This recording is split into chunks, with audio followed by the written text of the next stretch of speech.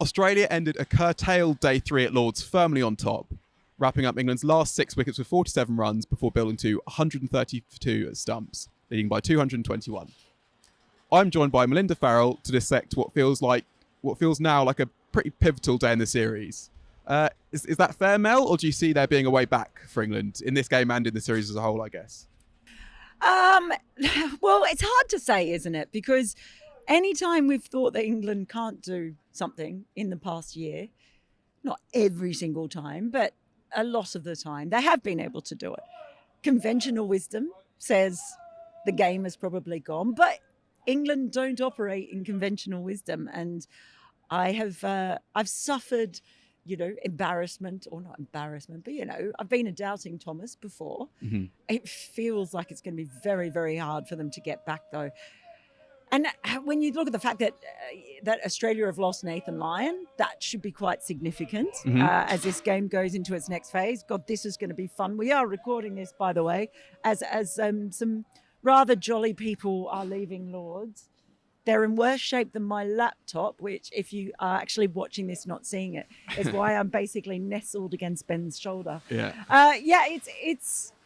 It's going to be pretty difficult. They're going to have to find a way to deal with the short ball that doesn't involve getting out in the final innings if they're going to do what they did against India. Remember against India last year, they got the same score that Australia got in the first innings. Yeah. England didn't get as much as they got in their first innings, and they still managed to chase it down. But they're going to have to bowl really, really well in the first session tomorrow. Yeah, and I guess that the Lion thing and the update today is that he's got a significant calf strain. So he's not yet ruled out of the series, but he's almost certainly not going to bowl in this game at least. Well, he was walking around on crutches this morning, so unless he's going to bowl on crutches, yeah. It should be interesting. And so, the pitch is still, it's true, because the ball did quite a lot for England, it felt, today, but that felt like it was more in the air. There's a bit off the pitch, but it's not the green surface it looked like to begin with.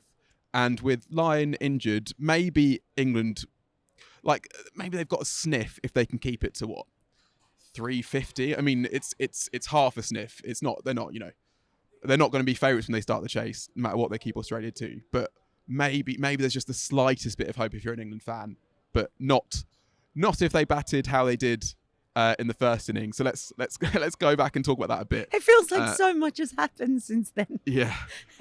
So yesterday they were 188 for 1, I think, and then lost through the short ball last night. And then last night everyone was there was discussion and debate over the merits and the pitfalls of what they were doing, right?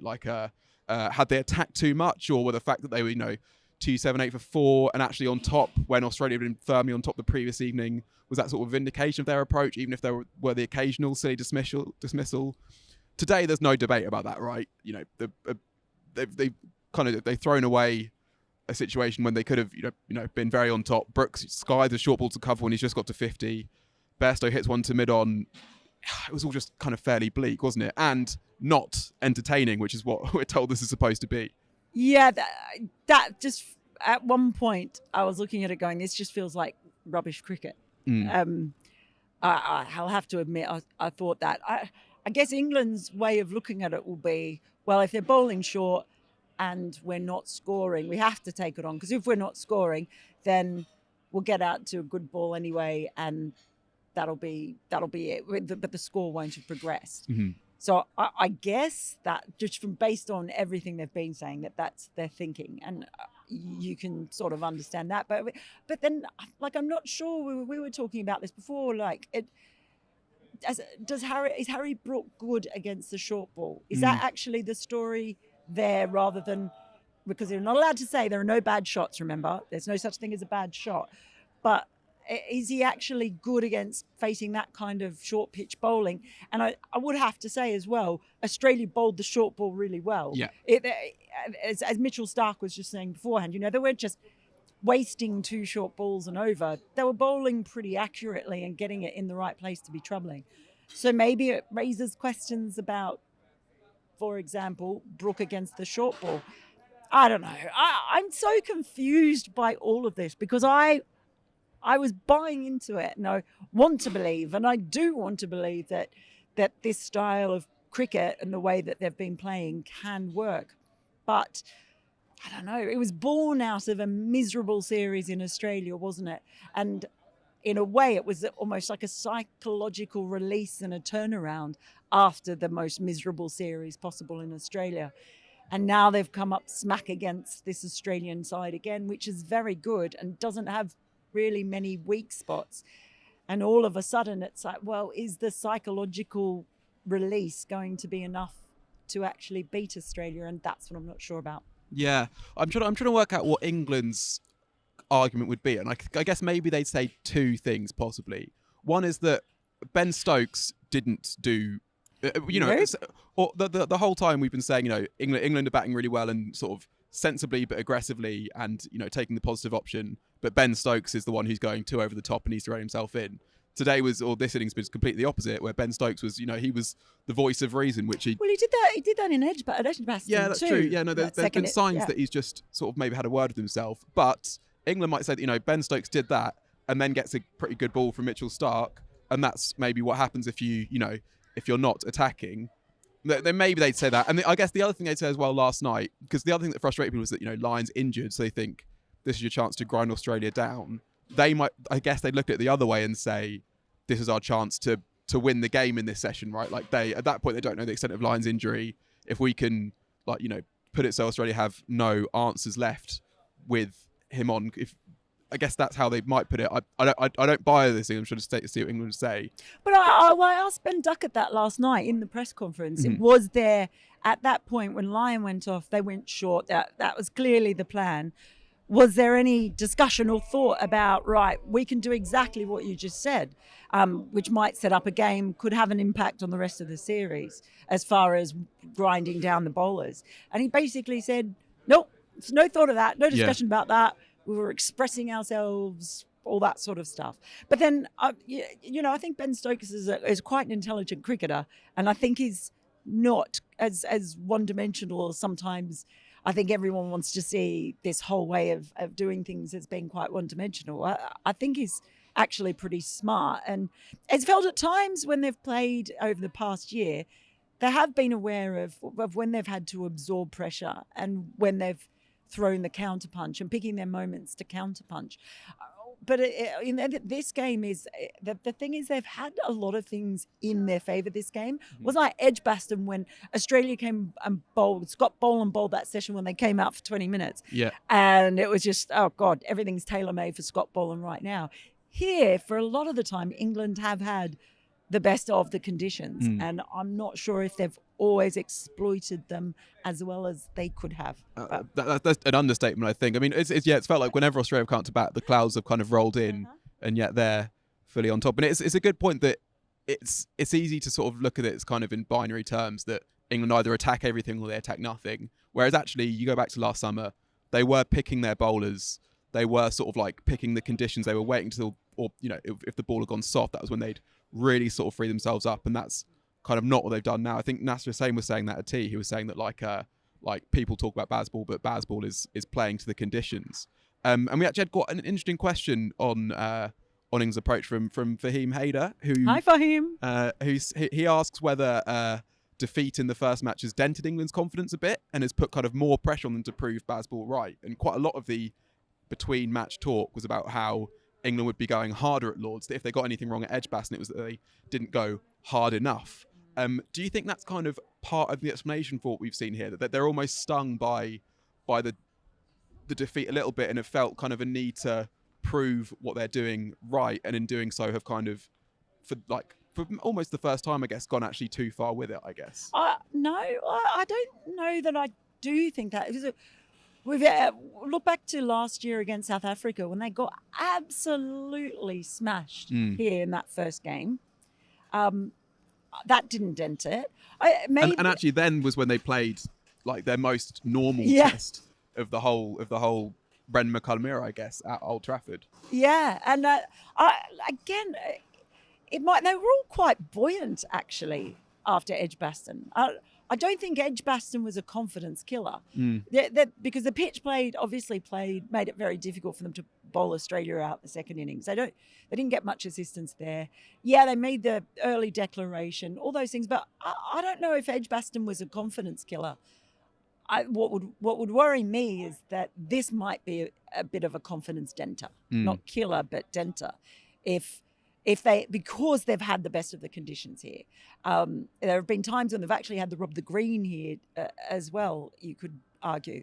So that would be my worry, I think, after this game, rather than the previous game. Of course, there were criticisms. There's always going to be criticism when they lose this way, and it does feel like there are a lot of people waiting for it to all come crashing down.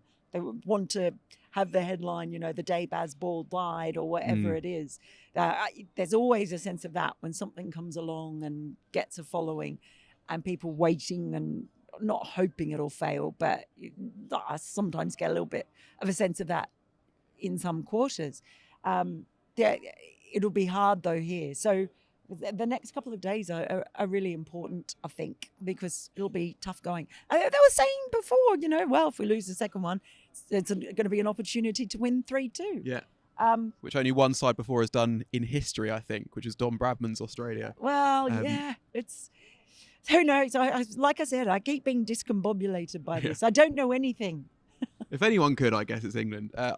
We should look. We've basically talked loads about England, and it's Australia who are the team who are well on top, having as we've said, not had the rub of the green in terms of conditions. And I mean, in some ways they couldn't believe their luck this morning, right? You could see it on their face when they were celebrating. But equally, while it wasn't a complicated plan that they had, and it was pretty easy to work out what they were trying to do, they stuck to that plan and executed it well, didn't they, with the ball? Yeah, well, I mean, you only had to look at the field placings. It's like not really a secret squirrel tactic, is it? Oh, sorry, I've nearly fallen off my awkwardly perched seat here. But yeah, I think I was saying before, often when you go into a test match and you ask teams about their tactics or about taking on certain players, they'll say, we're just focusing on ourselves and our own plans and not worrying, if we do all our things well that we know we can do well and blah, blah, blah. And you go, yeah, I don't believe you. But it's mostly been a pretty simple plan. Once they went to it, they have been able to just concentrate on exactly what they do well and bowl those short balls well when they bowled them and wait for England to pop one up for them, and that's kind of what's happened. And they batted well as well today, it was pretty testing stuff actually this evening. And we've also seen the previous 2 days how one of the teams has seemed really far on top and then has actually kind of lost a few wickets late in the day. That's kind of changed the complexion quite a lot, and then the next day things have changed even more. I guess England were denied that chance a bit by the weather, but Australia just resisted them pretty well, I guess. And a few of those players who had questions over them are continuing to answer them, I guess. And he wanted to get a big score, but he looked solid enough. And even if not, he got a start, which is more than he was getting last time. Khawaja continues to just look like a player transformed since he came back into the side. And yeah, Steve Smith is probably we're talking about his Steve Smith's 100 tomorrow evening, I guess. A few other things to round up. Ollie Pope went off injured again with a hurt shoulder, the same one injured in the first innings. It's a bit odd that he was fielding at all, right, Mel? Well, so in the press conference afterwards, Jeetan Patel came out for England. And really rate, by the way, England sending out who's basically their spin coach for a game when they haven't picked a spinner and when they haven't bowled over a spin all day today. But, that wasn't well received by everyone, I can tell you, in the press pack. But he did come out, and on that question, he was really confused. He said that England were confused. It was confusing and frustrating because from what I could get from what he was saying, we did try to get him to clarify it, that they were basically told if Ollie Pope didn't field this morning after having not fielded before, after he went off after taking that tumble, that they would have to field with 10 players. So he was confused because he said, they thought it was an external injury. And so he didn't have to come back out there and field. And he sort of seemed to be confused as to whether it was that there'd been a change in the classification of it being an external injury and an internal injury. But you, being the diligent reporter that you are, dug up the laws. Well, and the yeah, so the playing conditions basically just allow the umpires a little bit of leeway, essentially. So it says if a player is justifiably unable to field after external blow, then they're allowed to bat wherever. And I guess basically I think what they would have thought is, okay, Pope batted fine in the first innings at number 3, so he can't really be that injured, so he can probably field as well, which I get to an extent. You can't be, picking a guy who's sort of unfit and only fit enough to bat and then having him, take a tumble in the field and then saying, okay, you can come off now and you can not have to field for the rest of the game and you can bring on your super sub or whatever. So it's tricky because England will now say, well, Pope clearly was injured because he's injured himself again. But I can also see how, from the umpire's point of view, they'll be like, this guy can't really be that injured if he was batting nicely at number 3 yesterday. Yeah. I don't know about that one. I think that we might hear a little bit more about that, especially if he has damaged that, because we were even hearing that there could be a possibility that Nathan Lyon could come out and bat if the game required it. I don't think it will. I don't think we'll see him at all for this game and possibly not the rest of the series. But it's not a good thing if the coaching staff and the team are confused by it. So if nothing else, there should be, I think, more clarity so that they understand what's happening. So I don't know whether confusion or the breakdown in communication has come from the umpires, but we might hear a little bit more about that. Main thing is, for England's sake, hope Ollie Pope is okay. Because they're going to need, I think, all the batting that they can get for whatever Australia put up there. Well, we've got just a few things we've got to sort of run through. We've got to mention Labuschagne's and Mitchell sort of cutting loopily to point, which put some of England's to shame. And then there was Stuart Broad celeb appeals, which, they were and weren't funny, I guess, if you're an England fan. So just 2 balls before tea, he celeb appealed twice, one for a nick behind, one for an LBW. For the nick behind, he actually does a double high five with Root, and then England choose not to review either of them. And he's sort of aghast, but neither of them would have been out. And then after tea, he sort of celeb appeals again against Marnus Labuschagne for LBW. Again, umpire gives it not out. Again, Stokes doesn't review, but this time it would have been out. And this is just a great clip of McCullum sort of signalling that it would have been out. And Broad's just absolutely gobsmacked, flabbergasted, unhappy reaction. Maybe he just...